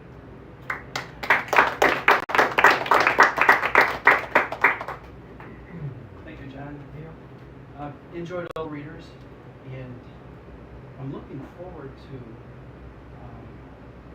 Sharon and Lynn being here. Yeah, that'll be because awesome. I've seen them read. Yeah. We were out of town for Gumbo Bottoms.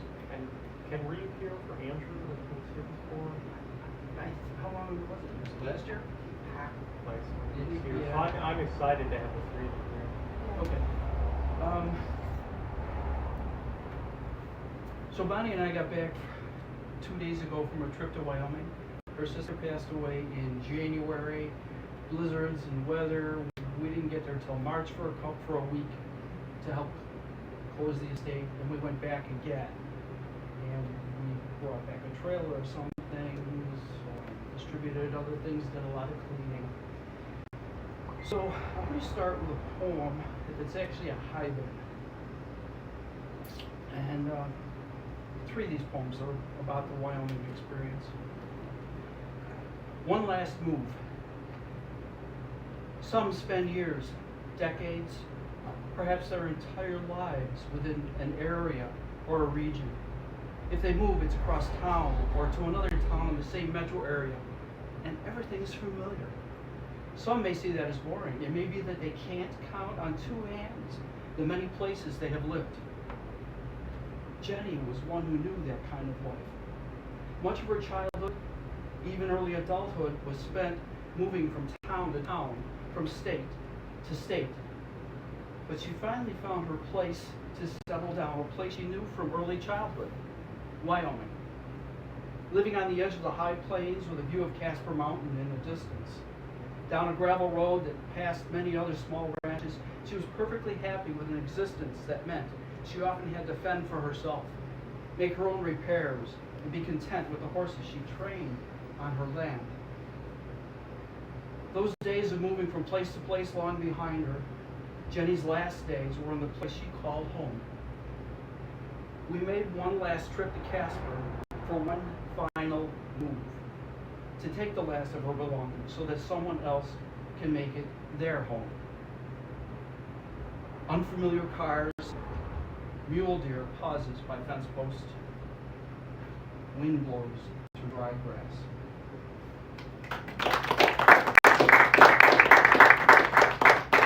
Thank you. And the first trip, anytime we looked out the window, there were mule deer. On this trip, they were in the road, but they were nowhere around the property. And Jenny trained Mustangs that had been captured and broken, and adopted them, and then moved them on to new homes. So that's what she did. Crossed paths. 2 mule deer stand on the shoulder of the gravel road, wait for the third frozen in my path. I wait patiently for it to decide I'm not going anywhere until it's safely on its way.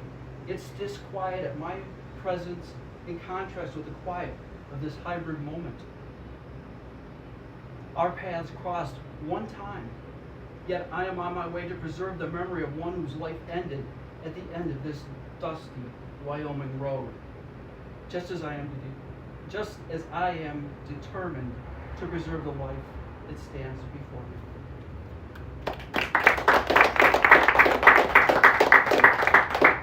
Thank you. And I write these things called random riffs, and so I like to do it if I can when I'm traveling, because what they're about is music that I'm listening to that actually applies to what I'm seeing, and thoughts running through my head. And I just wrote this today, so I don't know. It probably needs work. I can't drive 55. LA is not even in the picture because I'm headed east out of Wyoming through gold-topped cornfields. When I come up on bales upon bales of hay, lined up and envious of the traffic flying by while they sit round and ready to roll, Sammy says to pick up the pace. Ignore that 55 speed limit on my U-Haul trailer's fender. So I put my foot on the gas and follow the Nebraska signs and say 75 is the way to go. Still, with no cops in sight, cars pass me by, leave me in their dust. Yeah, they'll make it to Lincoln, dead or alive.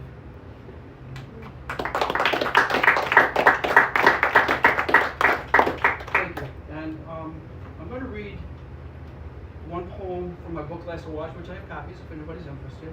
It came out from Spartan Press from Jason Greenberg back in November. But before I do, I'm going to read another random riff, and this actually is going to be published shortly.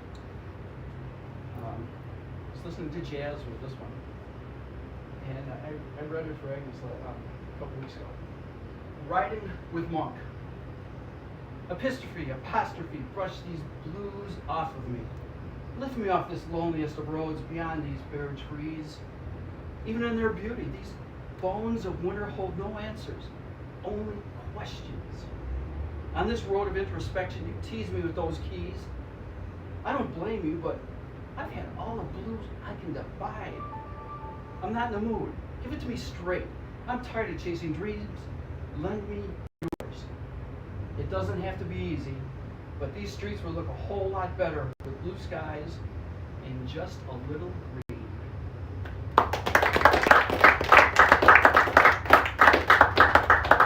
Thank you. And like I said, the last one is from Glass of Wash, and it's called Memories Stones. Senseless order arranged by each receding wave. Stones with a fresh minted look granted by water and light, dulled with each breath. Taken, new order imposed by the next wave and the next. Thoughts jumbled, memory just a memory.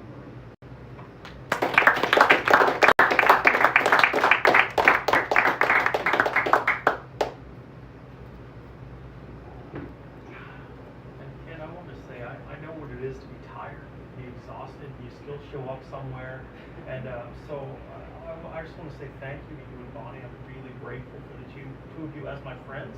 I'm grateful that you're here, and we would have missed it. This too shall pass, but I'm glad to see you guys. And Ken mentioned Lynn Lampy and Sheriff Feltman, and again I will mention them.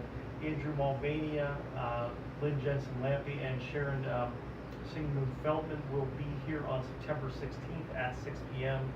And if you haven't seen the three of them, you're missing out, and you should come see them while they're here. I'm an asshole. I'm known for it, and most of the time I go to readings and I don't like what I hear, but like all three of them, they are just so wonderful, and it will be a wonderful evening, and I just hope to see all of you. And, but with that, I'm going to close out this open mic list unless someone else who's come in wants on it. What's that? Can I play a song? Yes.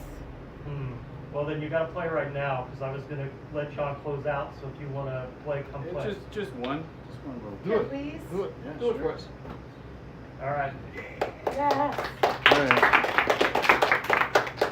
All right. Hi, my name's Mack. This is for friends who call me Mack. Thank you for bringing your guitar.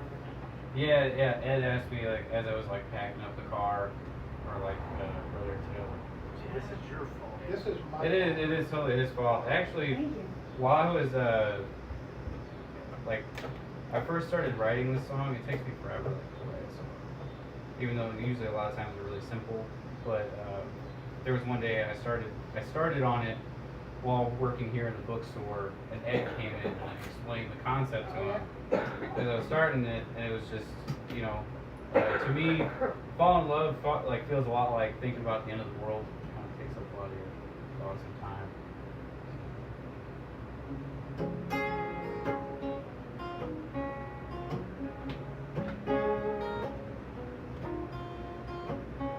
Maybe it's me, it's mania.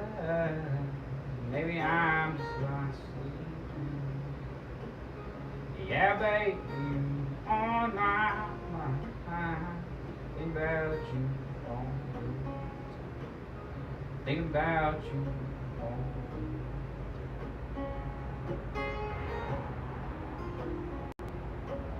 Well, I've been eating chicken 29 days. Drinking beer for 6 years old. Doctor said my heart is failing. Well, I guess I've never been here. Well, I guess I've never been here.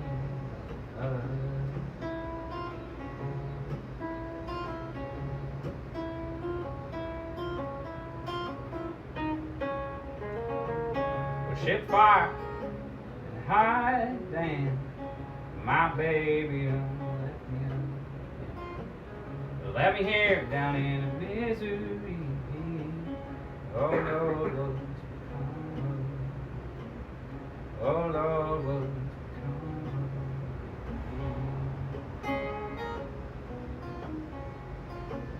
well, maybe it's me, it's mania.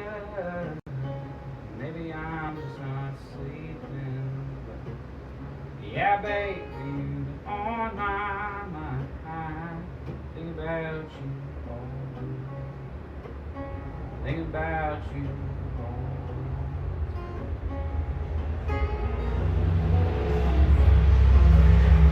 Ain't funny how my dreams and memories turn my days and night tears on mine. As every morning I wake up crying, just thinking about my baby. Just thinking about my baby.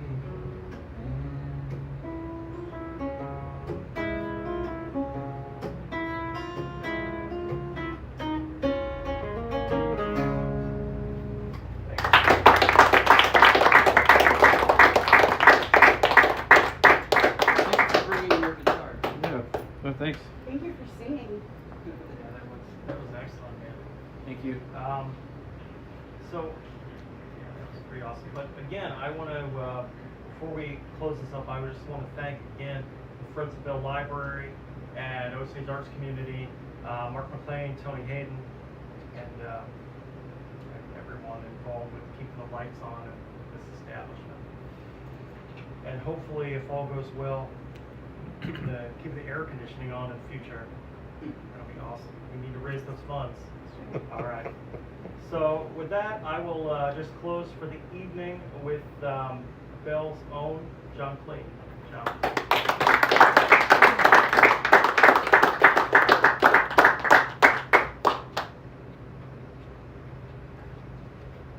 It's okay if you make us cry, George. Do what? It's okay if you make us cry.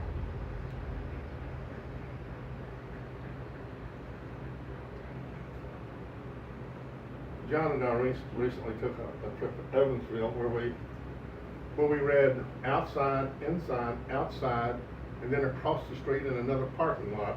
That's true. It's true. That's true. That Which was interrupted by a recently released mental patient. Oh no. It was really interesting. I hope he's hospitalized now.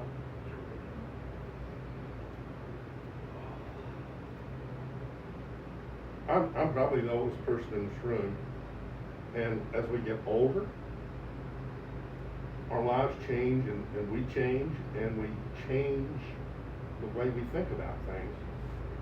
And this piece is an older piece. It's called Navigating by the Shoreline. There was a time long ago, before I learned to swim, that I really needed to touch the bottom.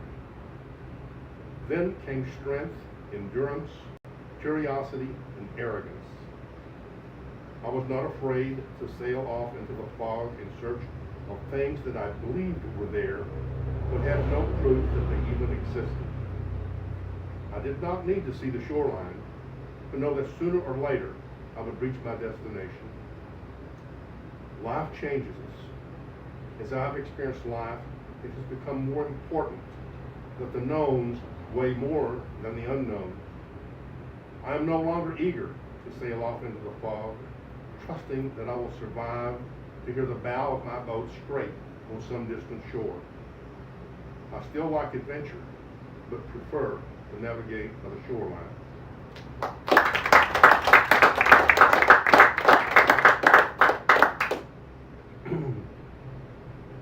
My wife died 2.5 years ago. I'm not going to make you cry. I don't know about that.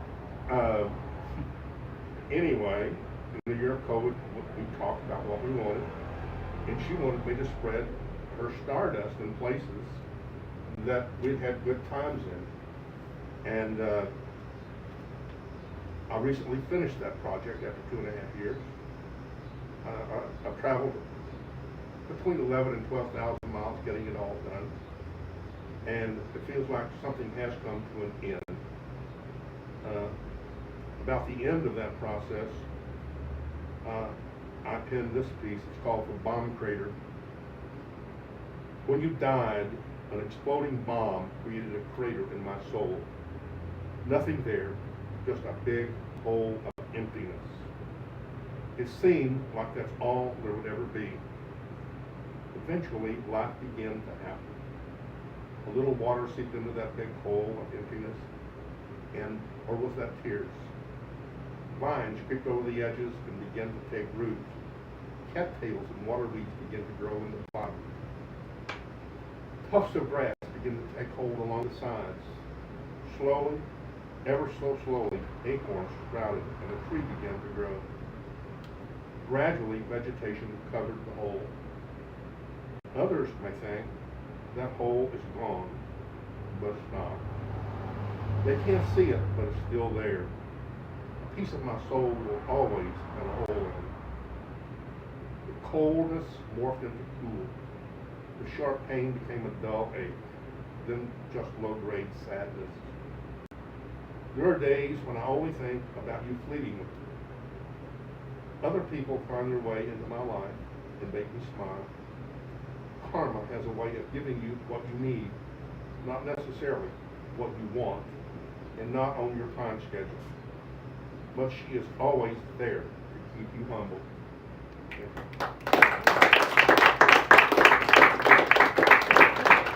The last piece, taking segues into your new book.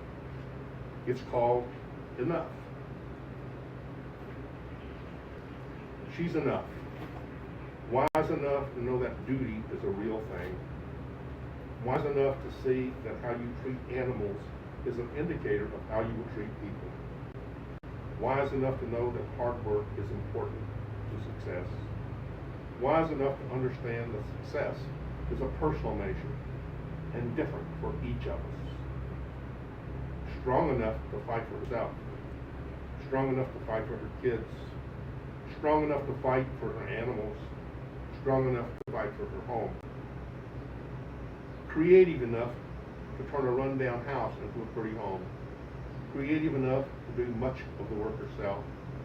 Creative enough to find high quality materials at a bargain price. Creative enough to have a vision for the kitchen that the carpenter could not. Smart enough to keep one of the best jobs in this rural place. Smart enough to intimidate narcissistic men. Smart enough to succeed in this misogynistic world. Smart enough to outmaneuver a small and selfish husband. Wise enough to know that the call of a bobwhite and red-winged blackbird nourishes the soul. Wise enough to know that watching your horses grazing nourishes the soul. Wise enough to know that teaching your children to be independent thinkers is a timeless gift. Wise enough to know that a kind and generous heart is more valuable than money and material wealth. Intuitive enough to know that you can not make someone love you if they don't. Intuitive enough to know that one's real character emerges in times of anger and drunkenness. Intuitive enough to know that outward appearances only keeps you from seeing what's on the inside.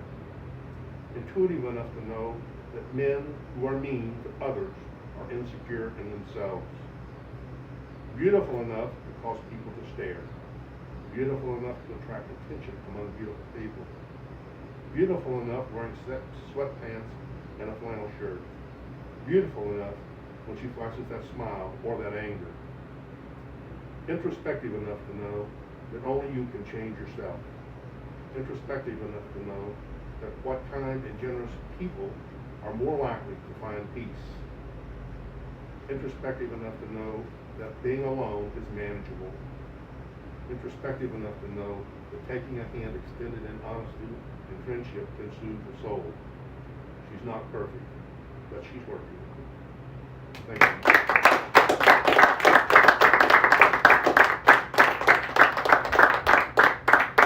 What do you think? I like it. Thank you. Especially the second one. John mentioned Evansville, where we did just recently get back from. That trip was a circus, but even the most chaotic things, sometimes you come out with like at least one or two good things that happen. And I happened to meet a young lady there who was like 22 years old, grew up in the foster system, worked 2 jobs to get through college, and her poems like touched me more than anyone else there. Like, she's 22, I don't care if you're like 62, 82, like I felt like she was, to me, she was better than anyone else. I would say in the room, but we weren't really in a room, we were in a parking lot. But it's one of the good things that came out of that is my friend Victor and I, like we've talked about, we want to publish a book for her. So good things happen. Good things happen everywhere, even in chaos. And so good things happened here tonight. And I want to thank everyone for being here. Like I said, September 16th, 6 o'clock. Please come back. That will be the next reading. Like I said as well, Mindy is talking about having an event here August 30th. She will have more details on that soon. But September 16th, that's what I know today, 6 o'clock. Please come out. It's wonderful to have you all there. Go out into the other room. If you haven't bought some books from these folks who read tonight, do that. I'm so grateful to them for having read here. I'm grateful to everyone who reads here because, you know, we don't have any money to really pay people, so it's really generous of people to give us their time. And so, thank you guys for being here so much.